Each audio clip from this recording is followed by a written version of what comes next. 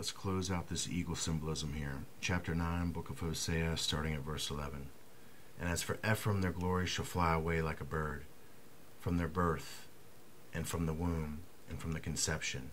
Though they bring up their children, yet will I bereave them, that there shall not be a man left.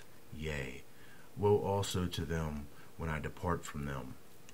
Ephraim, as I saw Tyrus, is planted in a pleasant place, but Ephraim shall bring forth his children to the murderer. Okay, we see the obvious connection with Ephraim being symbolized once again as the bird. We saw Hosea clarify that as the eagle. And as we get down here to 13, I want you to see here that Ephraim is being described as bringing forth its own children to the murderer.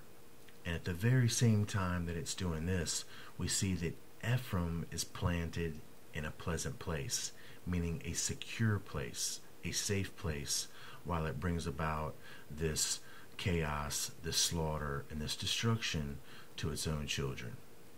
Now, I'm certainly not happy about revealing any sort of scripture like that, but that's what we see, and those are the connections to be made. But Ephraim shall bring forth his children to the murderer. So we see that the eagle, that was gathered together, wherever the bodies are, wherever the carcasses are, well, these carcasses is this murder that we're seeing here, that the eagle, Ephraim, has already begun.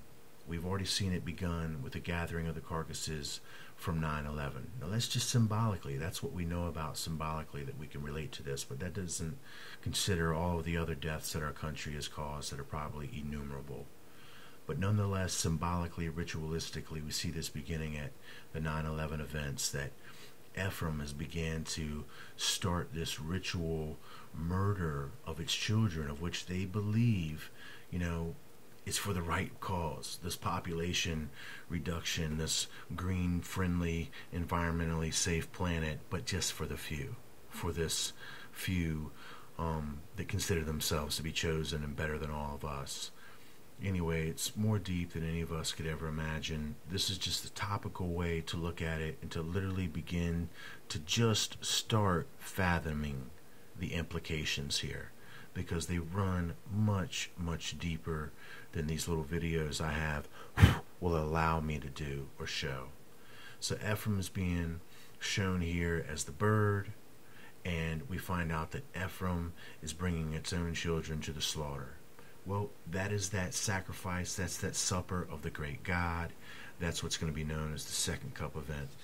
So we see the eagle symbol begins to show up perfectly as the symbol of the catalytic event, meaning that the sacrifice, the destruction, is being brought about by the eagle, Ephraim, to secure its place in the golden age, to secure the arrival of the gods. It's needed to bring about their rule and their dominion on this earth. And Ephraim is fully prepared to go forth with their plans. It's obvious, we can all see it.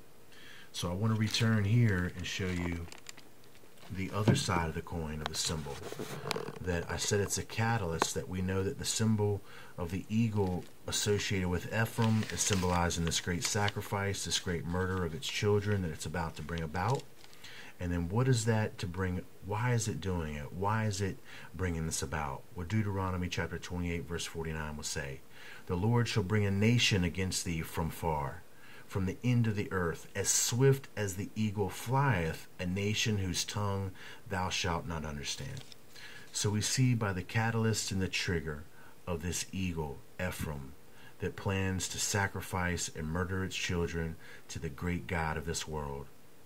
We see that it's all to bring about this nation from afar that's going to come up against us, or the remainder of us, as the swiftness of this eagle fly. So when the swift eagle flies up against us and causes this calamity and this destruction, we would expect soon to come after it this nation from afar. This nation from afar is going to be termed from the north, and it's going to be nothing short of the locust or the symbolized Danites.